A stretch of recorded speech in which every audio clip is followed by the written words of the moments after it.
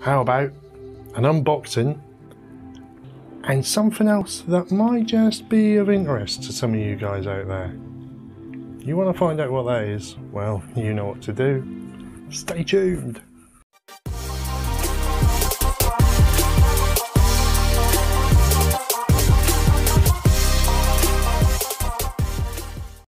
Hello, I'm Scott, this is the Centurion, and I'd just like to address a problem that we're all going through at the moment, and obviously that is COVID-19.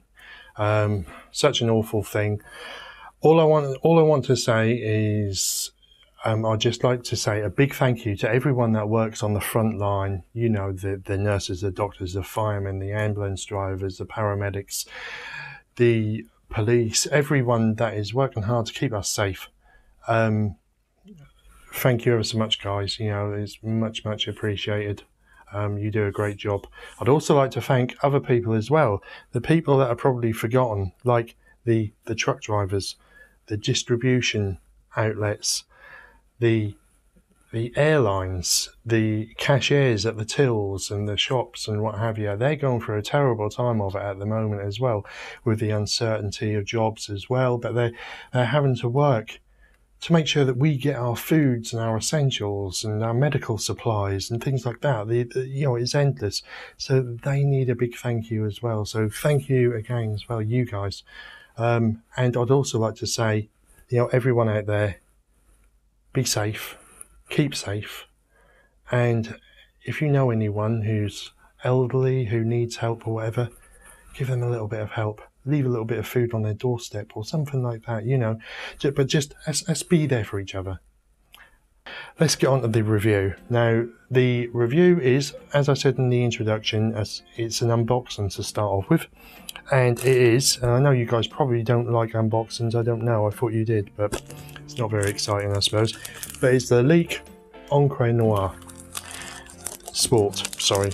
And I've got the original Encre Noir. I love that. That is a fantastic fragrance, albeit it's quite dark and it might not be to everyone's taste. This one, I'm hoping, is going to be more versatile, so more people are going to like this, and that might well be a good stepping stone into something towards the niche, even though it isn't niche, or it might not be classed as niche. It could, you know, it's an unusual scent, or the original is anyway. So let's just do the quick test. There's the bottle. That's not going. Beautiful green, sort of greeny aqua juice inside. Lovely pop as that pops off, and good distribution on the spray. Oh yeah, and you can smell the vetiver straight off. But it's nowhere near as dark as the original Encre Noir. So that's been dialed down a lot, but it's still there, and that's a beautiful scent actually. It really is nice. Now it came out in sorry, I've got greasy hands. It came out in 2013, and the perfumer is Natalie Lawson. Top notes on there are grapefruit, bergamot and nutmeg. Mid notes are cypress, lavender and watery notes. And then in the base there's Bourbon vetiver, Haitian vetiver, there's cashmere woods and musk. Now you can pick that up for between 20 and 25 pounds for a 100ml bottle of EDT formulation. On the bottom of there you've got your batch number and everything else on there. Made in France. Really heavy chunk of glass like the original. It's going to look really nice next to the other one. There's three, I think it's actually 4 in this line, but there's 3 that are more common. This one, the original, and then there's the L'Aventure or something. I can't remember exactly what it is, but that's got a sort of a golden ambery colour juice inside it.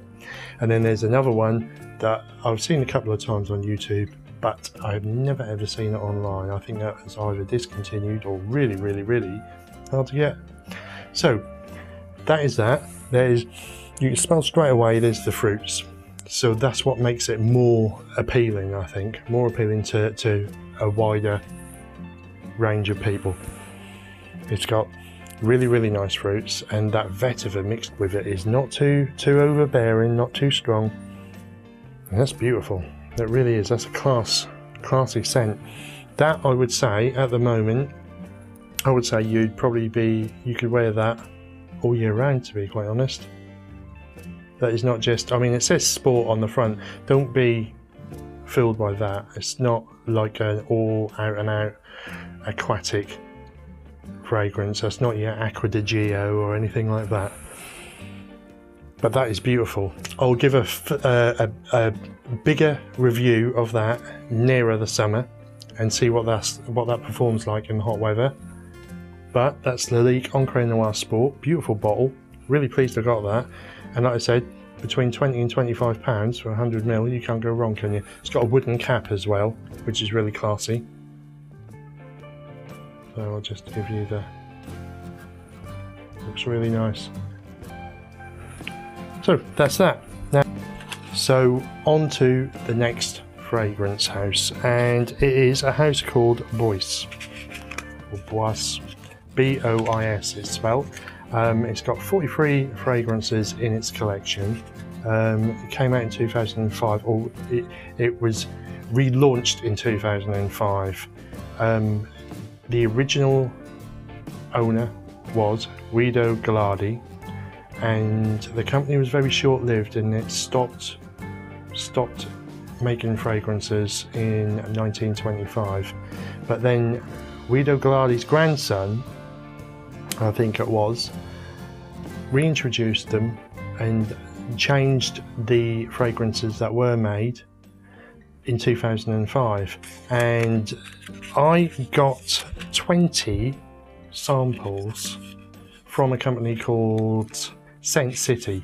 They're official distributors for Bois, and they come out looking like that. Some of them were dabbers, some of them were sprays, and some of them came like that. And this is the one that I'm going to be doing in question, because I think you guys might find this quite interesting. Everyone seems to go mad for Creed Aventus, as you know.